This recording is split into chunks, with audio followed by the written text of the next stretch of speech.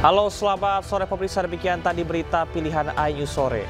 Bersama saya Camar Haenda, kita awali iNews Sore hari ini dengan informasi hujan deras yang disertai angin kencang membuat sebuah papan reklame di kawasan Kebonjeruk, Jakarta Barat roboh.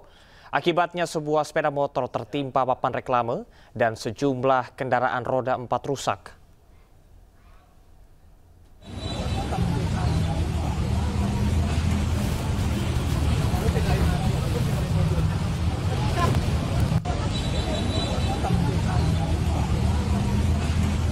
Papan reklame roboh di kawasan Kebonjeruk, Jakarta Barat Sabtu siang dan menimpa satu kendaraan sepeda motor dan mobil.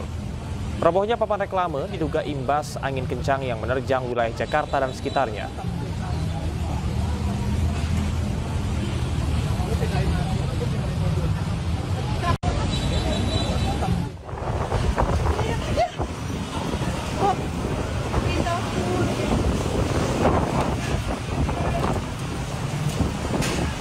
Jagain.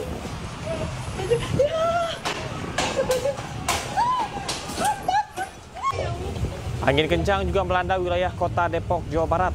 Akibatnya sebuah papan reklame setinggi 10 meter tiba-tiba jatuh dan nyaris menimpa sejumlah kendaraan yang terparkir. Tidak ada korban jiwa atau luka dalam kejadian ini, sementara warga sekitar berusaha untuk mengevakuasi material papan reklame.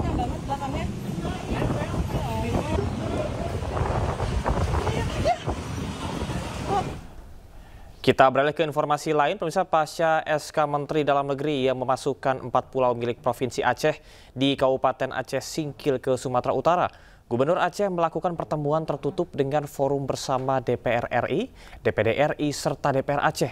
Rapat yang berlangsung Jumat malam dilaksanakan di Pendopo Gubernur Aceh.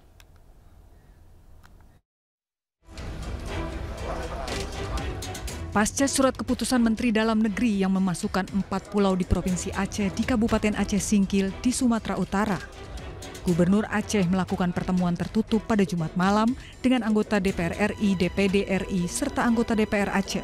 Pertemuan diketahui membahas soal sengketa pulau milik Aceh. Dari hasil pertemuan tersebut, keempat pulau yang sedang sengketa di Kabupaten Aceh Singkil tetap dipertahankan berada di bawah pemerintah Aceh.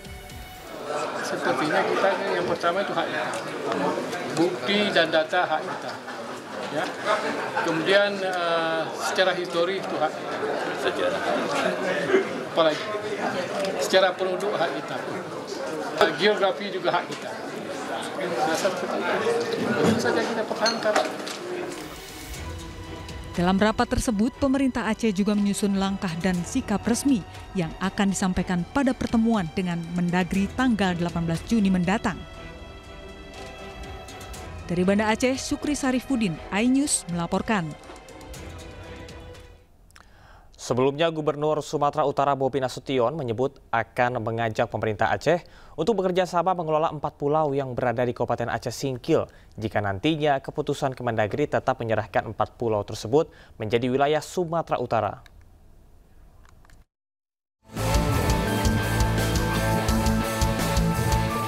Polemik 4 pulau di perbatasan Aceh Singkil dengan Tapanuli Tengah yang sebelumnya masuk di wilayah Provinsi Aceh dan kini kepemilikannya masuk daerah Provinsi Sumatera Utara semakin meruncing.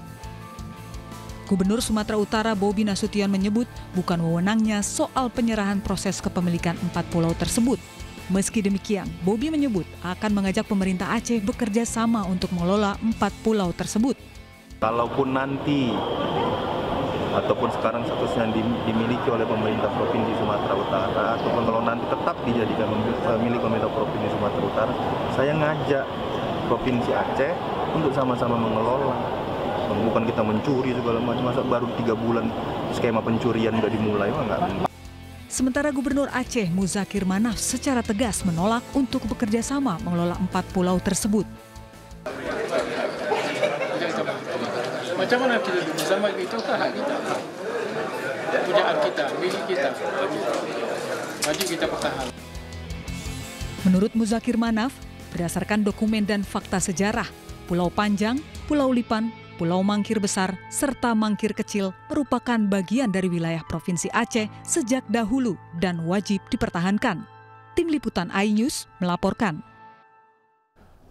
Perebutan 4 pulau antara Aceh dan Sumatera Utara kian memanas. Anggota DPD RI asal Aceh, Sudirman, mendesak Presiden Prabowo Subianto segera memecat Mendagri Tito Karnavian karena dinilai memicu kegaduhan di tengah masyarakat, khususnya di Aceh dan Sumatera Utara.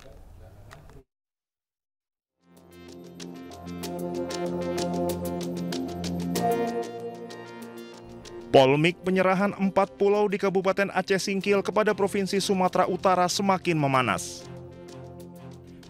Anggota DPD RI asal Aceh, Sudirman, secara tegas mendesak Presiden Prabowo Subianto segera memecat Menteri Dalam Negeri Tito Karnavian. Sudirman menilai keputusan Mendagri yang tertuang dalam keputusan Menteri Dalam Negeri tahun 2025 justru memicu kegaduhan di tengah masyarakat, khususnya di Aceh dan Sumatera Utara. Ia menegaskan secara historis, sosiologis, dan politis, Pulau Panjang, Lipan, Mangkir Kecil, dan Mangkir Besar telah lama menjadi bagian dari Aceh. Keputusan menteri itu bukan harga mati. Dan itu masih bisa di-breakdown kembali dengan upaya apa? Menjamin kondisi yang kondusif, keamanan, kenyamanan. Sehingga tidak muncul kontradiksi, tidak muncul polemik macam-macam begini yang dilakukan oleh ulah menterinya. Bukan untuk membuat polemik. Jadi gampang sebenarnya masalah itu kalau presiden mau menutup ini. Tidak boleh abai, presiden nggak boleh diam, nggak boleh. Menteri Dalam Negeri itu bawahannya kok. Hari ini diberhentikan, hari ini selesai. Sementara itu, Menteri Dalam Negeri Tito Karnavian memastikan pemerintah terbuka terhadap gugatan hukum atas penetapan batas wilayah Provinsi Aceh dan Sumatera Utara ini. Tito menegaskan pemerintah tidak memiliki kepentingan pribadi dalam keputusan ini dan menilai proses yang ditempuh sudah sesuai aturan. Nah, namun kemudian mungkin ada pihak yang mungkin menerima, ada yang tidak menerima, ya. Kita paham lah. Ini kita terbuka juga untuk mendapatkan evaluasi, ya, atau mungkin kalau ada yang mau digugat secara secara hukum, petun misalnya, ya, kita juga nggak keberatan. Kita juga tidak ada kepentingan personal. 4 pulau besar yang menjadi rebutan tersebut yaitu Pulau Panjang, Lipan, Mangkir Kecil, serta Mangkir Besar. Dari Banda Aceh, Syukri Sarifuddin, iNews melaporkan.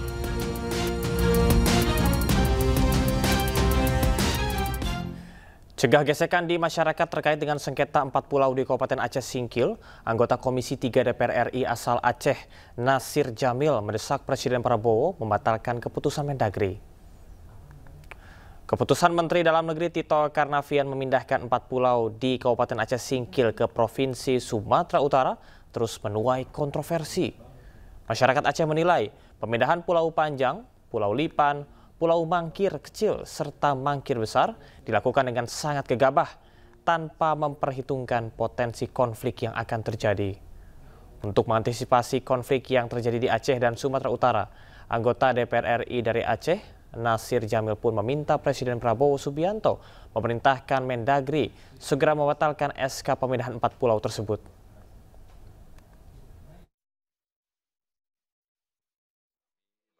Anggota DPD RI dan juga teman-teman DPR RI sedang mengusahakan sekuat tenaga agar 4 pulau itu kembali lagi ke Aceh, karena kami meyakini bahwa surat atau keputusan Mendagri itu bukan harga mati. Dia bisa direview dan mudah-mudahan Presiden Prabowo Subianto bisa meninjau dan mengingatkan Mendagri soal keputusannya itu.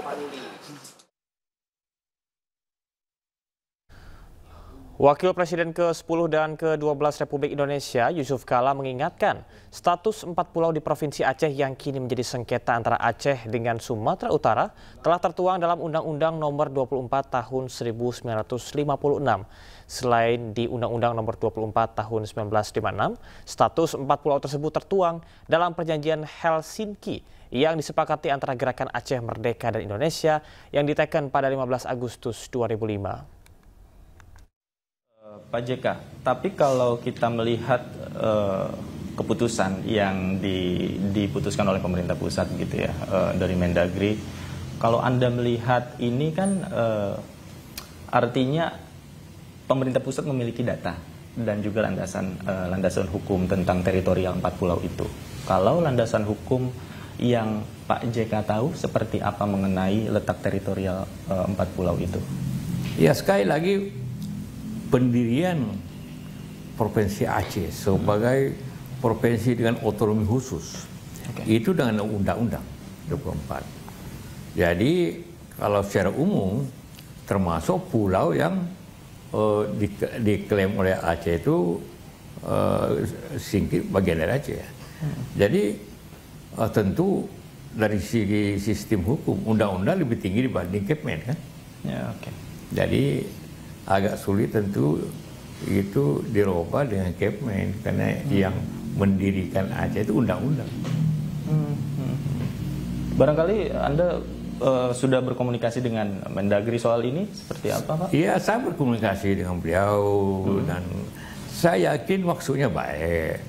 Tapi di lain pihak Aceh menganggap itu bahwa pusat tidak lagi nanti kurang dipercaya lagi.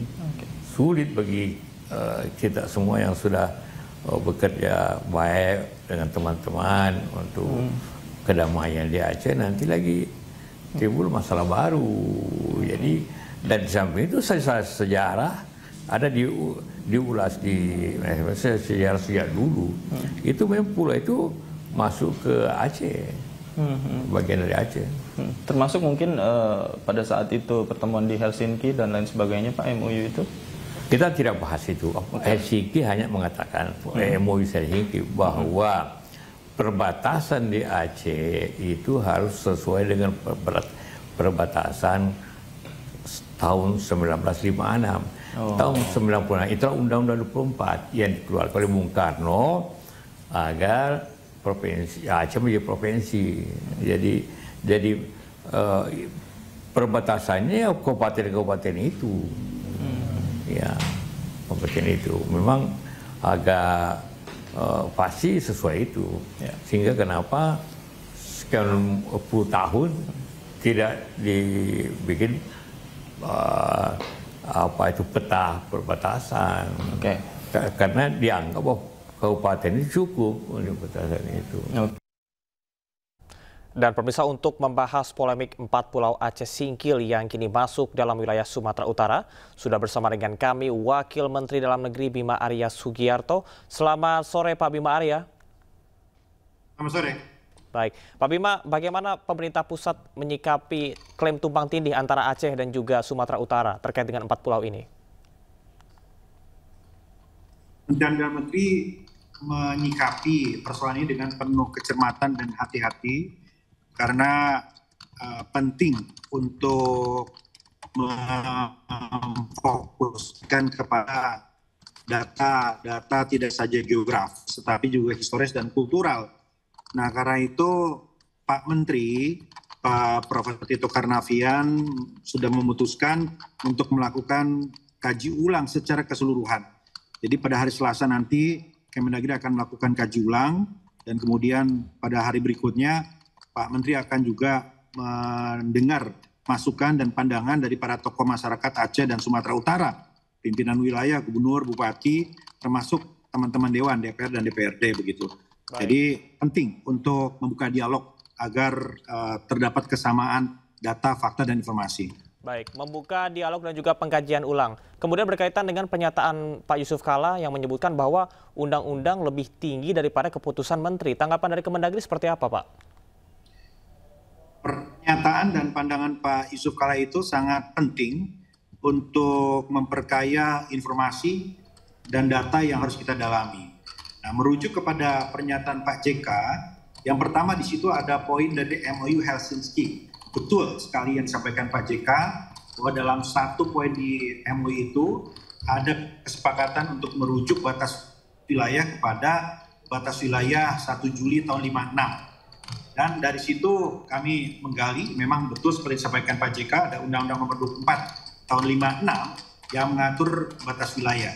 Namun sayangnya sampai saat ini kami belum menemukan data yang lebih detail terkait dengan koordinat batas wilayah dalam undang-undang tersebut. Jadi di Undang-Undang Nomor 24 Tahun 56 itu hanya diatur secara umum saja tentang batas-batas daerah yang meliputi beberapa kabupaten di sana, seperti di Aceh Besar, Pidi, Aceh Tengah, Aceh Timur, Aceh Selatan, dan Kota Besar Kutaraja saat itu istilahnya. Nah, jadi tidak ada secara detail atau belum kami temukan angka-angka koordinat yang diatur di situ begitu. Baik. Nah, karena itu ini penting untuk terus kita telusuri otentifikasi dari dokumen-dokumen ini. Baik, Pak Bima, artinya apakah dengan adanya pengkajian ulang tersebut termasuk kepada nantinya akan melibatkan tim penegasan batas daerah atau TPBD setempat atau seperti apa, Pak? Ya, hari Selasa itu kami akan undang seluruh yang tergabung dalam tim nasional pembakuan rupa bumi ini. Jadi akan diminta dipaparkan secara kronologis data-data kesepakatan. Ada juga informasi tentang kesepakatan 92 oleh antara Gubernur Sumut dan Gubernur Aceh yang menyepakati batas wilayah. Tetapi kami telusuri juga di situ tidak ada juga secara detail dan rinci tentang koordinat tadi begitu. Jadi yang penting adalah proses dialog komunikasi untuk memperkaya data. Baik, Pak Bima, sengketa ini kan tidak hanya soal batas wilayah saja, tapi juga menyangkut publik, kemudian juga pelayanan, pajak, serta identitas warga. Apa yang dilakukan oleh Kemendagri untuk memastikan bahwasanya hak-hak dari warga ataupun juga masyarakat di 4 wilayah ini tetap terpenuhi selagi proses ini berlangsung? Jadi kan sengketanya tentang 4 pulau tadi ya, dan sejauh ini informasi yang kami dapatkan bahwa pulau tersebut ya pulau yang memiliki aktivitas keseharian penduduk begitu. Jadi beda dengan wilayah Tapanuli Tengah ataupun Aceh Singkil yang memang padat penduduknya dan ada aktivitas keseharian gitu. Baik, Pak Birma, terakhir apakah sengketa semacam ini juga terjadi di beberapa wilayah di Indonesia, dan apabila potensi itu ada, apa yang akan dilakukan oleh Kemendagri? Banyak pekerjaan rumah untuk menuntaskan batas-batas wilayah, batas desa, dan beberapa juga batas wilayah. Tidak mudah karena tadi memerlukan data informasi historis, kemudian kesepakatan dan titik koordinat yang disepakati begitu. Nah, ini hanya salah satu data dan penting untuk menyepakati batas wilayah ini karena ini terkait dengan kedaulatan negara.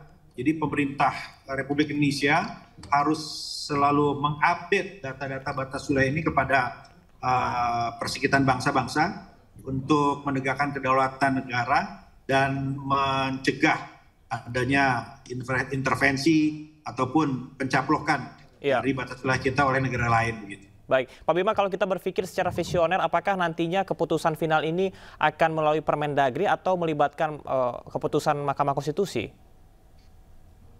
Ya, insya Allah tidak sampai menimbulkan proses hukum lanjutan. Kita lihat saja, tidak ada yang tidak bisa disesuaikan. Yang penting adalah keterbukaan dan proses dialog untuk saling bertukar pikiran dan menyampaikan data-data yang relevan. Baik, Pak Bima Arya, terima kasih atas informasinya. Kita harapkan bahwasanya pengkajian ulang ini bisa baik untuk Aceh dan juga Sumatera Utara dan juga mencapai Jalan Tengah. Terima kasih, selamat bertugas kembali.